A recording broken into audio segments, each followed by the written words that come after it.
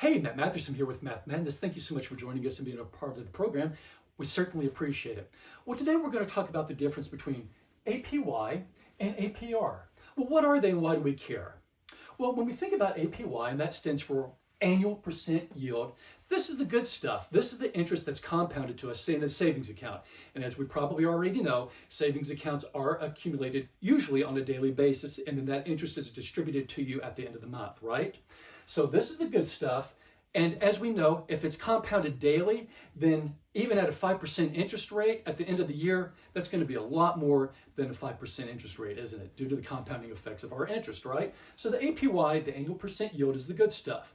Well, you know, if there's good stuff, you know where I'm going over here. And this is our antagonist here in the story. And this is our APR. And this stands for annual percent rate. Now, if you have credit cards, you probably have seen this where it's 15% APR, 20, 25% APR, those things, right? Well, interest and APR are usually interchangeable. But just so that you know, the APR is more comprehensive because it includes friction costs. Friction costs such as annual fees to use their card, right? Late fees, origination fees, administration fees, any other fees they can come up with to just say, hey, what's not in your wallet? Your own money, right? So the APR is the bad stuff. Now, most credit cards use what's called variable rate interest. And there's several different kinds, and we're going to go over those real quick, okay? So here they are. The first one obviously being the variable rate. This is usually predicated on some sort of index like the prime rate. And this is what lenders use to set their rates for us to borrow their money. Well, the next one's going to be a fixed APR.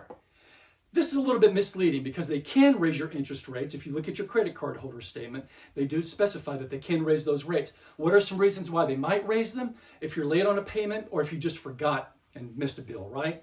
But they can't raise your rates without notifying you first. Now, if you've been naughty and have been late or just missed a payment, that leads us into the third APR, and that's the penalty APR.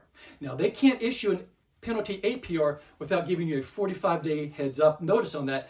So just be wary. Always make your payments if you can. I know things happen. Well, the next one that comes to my mind is that introductory rate. You've seen that before where you've got an offer that says, come move your balance over to our card for 0% for X amount of time.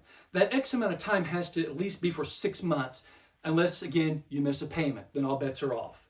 Well, last and not least, I think about the transaction fees. Like, I live in Las Vegas, and let's say we had a bad time at the blackjack table, so I take my trusty handy-dandy credit card over to the ATM machine, and I get a cash advance because I'm going to try to win back my earnings. Not a good strategy, by the way. Nevertheless, those fees that you acquire at the ATM, those are usually higher APR as well than just your standard interest rate on your credit cards, right? So these are the difference between APY, APR.